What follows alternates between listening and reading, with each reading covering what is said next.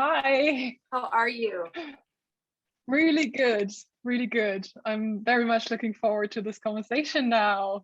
I haven't talked much today. Oh my gosh, I give us a little bit. You're in Hamburg, Germany. Give Yes. us a little bit of before we dive into this. Talk a little bit about what the past year and a half has been like for you as the pandemic has rolled on. What has this been doing from a creative standpoint for you? Um, I have been busy. When the pandemic really hit here in Germany in March, early March 2020, I think that's where it all started creeping in, and we started realizing, okay, we have to like um, keep away from each other, keep our distance, social distancing, that's the word. And I did not expect it to turn out the way it turned out. There were so many projects that came into existence just because of the struggles of not being able to meet each other. Lots of, especially creatives, but people in general started seeking out the internet, seeking out Instagram to connect, to share art, to share stories, emotions. And yeah, that has resulted in a lot of work for me and a lot of inspiration, because I'm very much inspired by the interactions between people and yeah, the universe, exchanging energies in general. So has all played into my into my field of creating. And yeah, I'm also little bit of an introvert, or better said, I get my strength from being alone. So having more time to myself has done a lot of good for me and my mind, and given me more energy to give it back out into the world when I get the chance. So yeah, it's been good with all things considered. Trying to bring forward people who fill all these different roles. You are an artist. You are squarely standing in that role. And what do you see as your purpose broadly?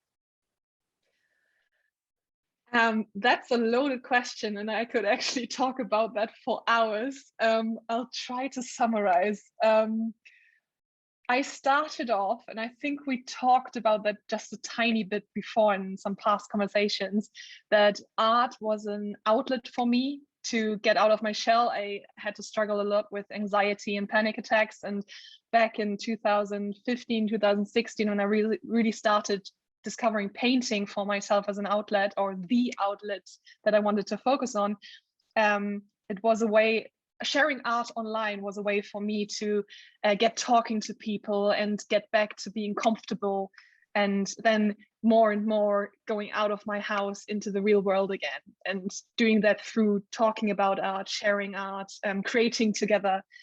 And nowadays I am so comfortable in my role as an artist and speaking to people, educating, sharing my knowledge, sharing all these downfalls and these successes, that I've actually taken on a role of it has almost turned into a sort of performance art for me, because I share so brutally everything I experience online and openly, with all my mistakes and stuff, and I, in a very, for me, funny way. And I feel like I want to demystify the art world, because I deeply believe that everyone is an artist, but not everyone creates art, because you have to have that determination that you want to produce art. But everyone is born an artist. Everyone could produce art.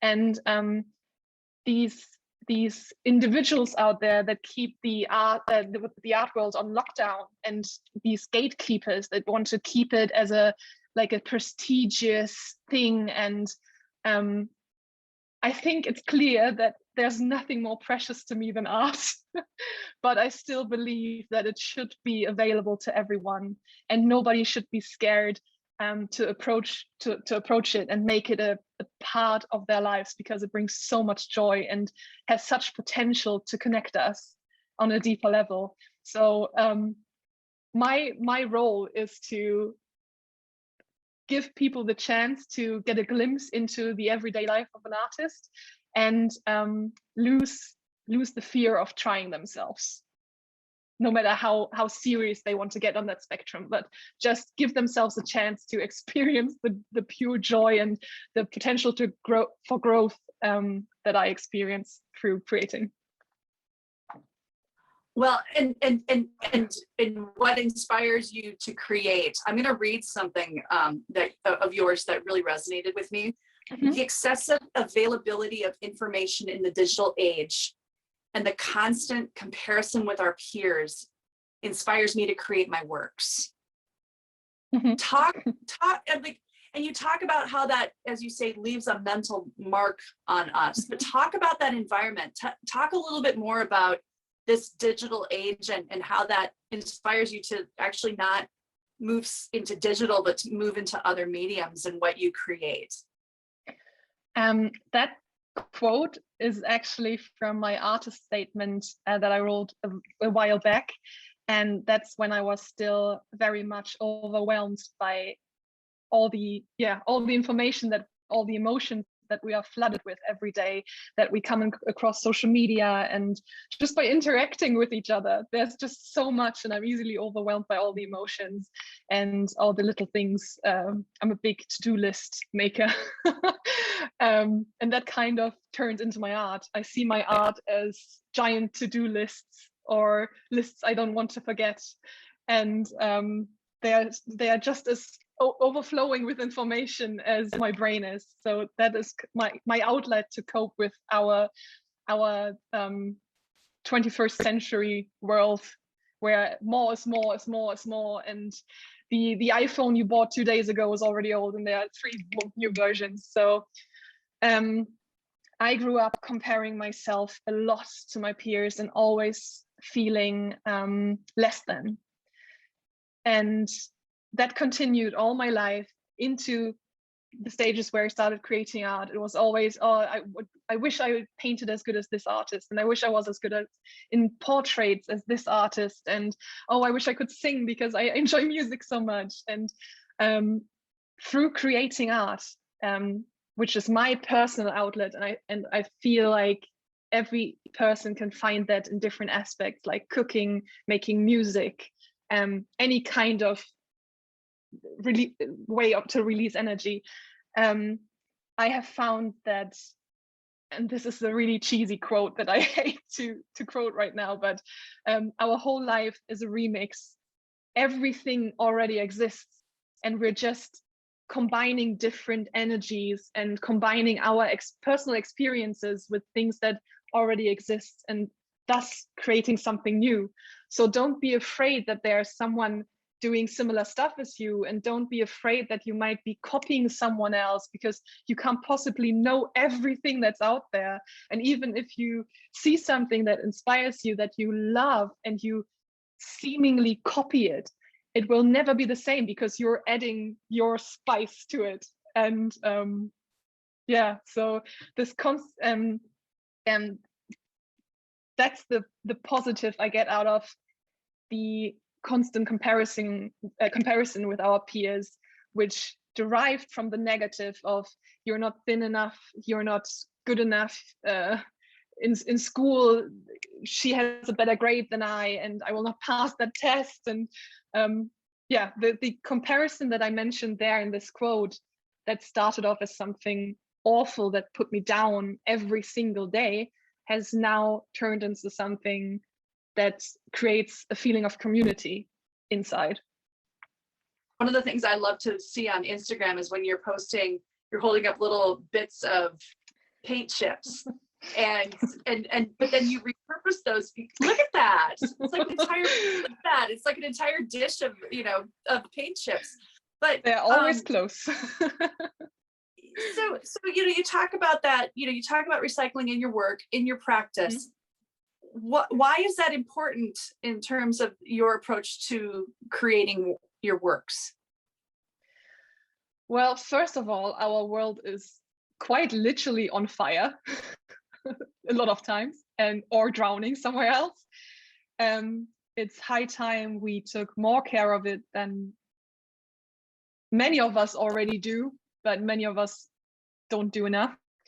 And being an artist, I want to do every little helps, and painting with acrylic paint probably won't help the world much, but being responsible with my materials and using them to the mostest is one tiny aspect that I like to incorporate. And also I love collecting things. I see purpose in almost everything, and I always think, oh, you can use that for something else, and you can use that, and better save that, it might be useful someday.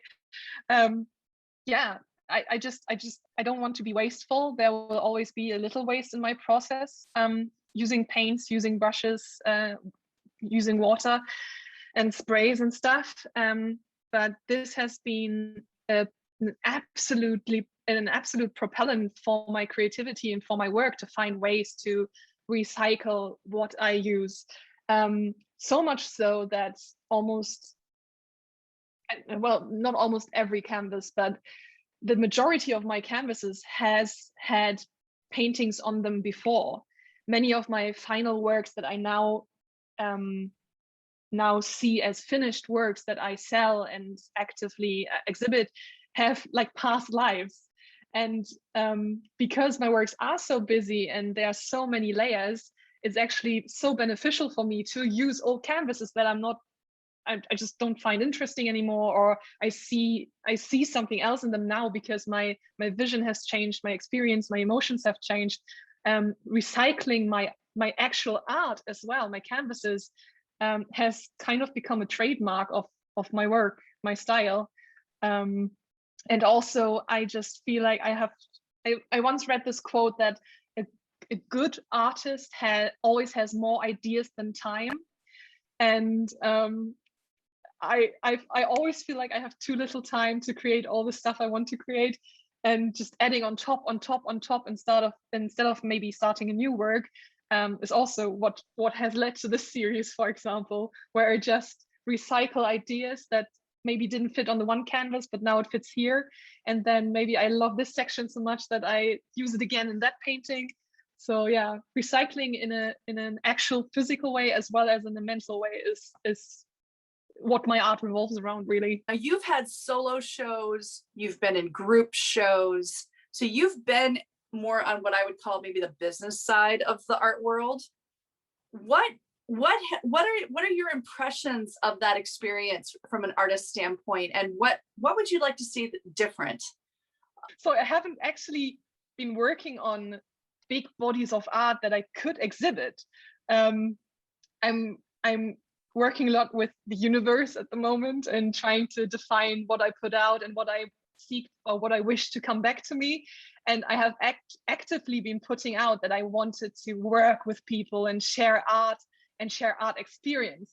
So my subconscious hasn't been looking for exhibitions, and that's probably why they didn't come to me, which is so exciting. You know, it turned my whole way of thinking about me as an artist around, because it goes back to my deepest wish of connecting with people through art. What experience do you want someone to have observing your work?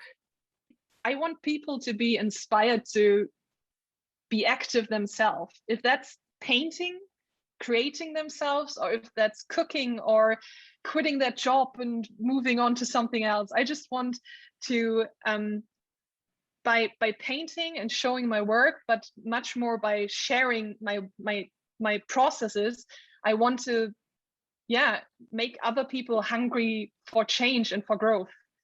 Because I feel like, when people wish you happy birthday and tell you, oh, I love you so much, and please, I hope you always stay the same. I hate that. That's the worst that could happen. The world is changing so quickly, and we need to grow and change and evolve constantly to become our best self.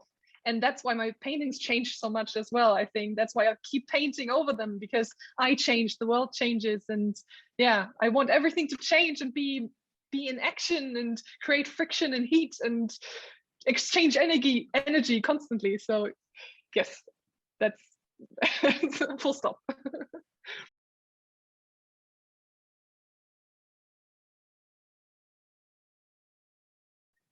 orange, neon orange. Really? Yes. Wow. Surprisingly, it's not black. Oh no, well, yes. I was really expecting blue of some sort. That's interesting. It was Blaze blue for a orange. long time, like this purpley ultramarine blue was my favorite color for a long time, and it shows up everywhere. But like neon orange or rusty orange, like autumn leaves, that's what my heart is at the moment.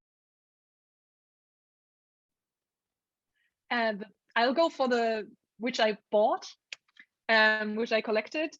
That was actually in 2017 from an artist that I met via Instagram. And we got talking and we started like commenting on each other's posts. And I fell in love with her work so much. She's called Helen Hu. I'm not sure if the second name is her actual real full name or if that's an artist name, but she at the time, and she still does occasionally, but she moved on to other projects now. At the time, she created these round canvas boards, like this big, with collaged mountainscapes on it. So she painted in acrylic paint, cut out mountain shapes, collaged them on this plate, and then added some more paint and resin. So it looks like, I would love to show you. It hangs in my office at home. It's a little tiny island called Wangerooge in the north of Germany. It's in the North Sea. I've been going there all my life, even in the womb of my mother. Even my dad as a child went there. It's like my second home. And there are no cars. The whole island is 8 kilometers long. And it's tiny, but it's wonderful. There are no clubs there. There's just nothing. You can just go for walks and nothing else. Read. I've been stitching a lot when I'm there. It's pure bliss. The worst thing that's kind of close is when we picked up our rescue dog from Darmstadt in Germany. That's about a 7-hour drive away from us. We went there, stayed overnight, picked her up the next day, and on the way back, on the 7-8 hours in the car, she just kept on throwing up because she was so stressed, and she just can't stand cars because she never learned to. She's already 8 years old, so from where she lived earlier in Gran Canaria, she just didn't experience it. So that was heartbreaking. That were a tough 8 hours. Pure thing. Stick to the German theme, I'd say Franzbrötchen, which is a specialty from Hamburg, actually. It's kind of like a cinnamon bun, but so much better. You can't really compare it to anything. It's like a cinnamon roll, but flats, and it's just pure deliciousness. Yayoi Kusama is one of the major influences. In 2014, I think, by reading her book Infinity. And she talks a lot about her mental illnesses and her struggles and how she coped with her exhausting mind through her artworks, creating these infinity patterns, later the infinity rooms. And that really inspired me to use my mental health, or my mental not so well being. I don't want to say mental illness because that has such negative association. To use my quirky little brain that is functioning a little different and sometimes not as well and sometimes better, to really dive into my art and produce something unique. So, and she taught me that, yeah. Continuing the painting behind me. I don't want to be anywhere else right now. I just want to keep painting. Buy whatever the fuck you want. Don't listen to any critics. Don't listen to who's trending right now. Buy what you look at and love, or buy from the person that inspires you.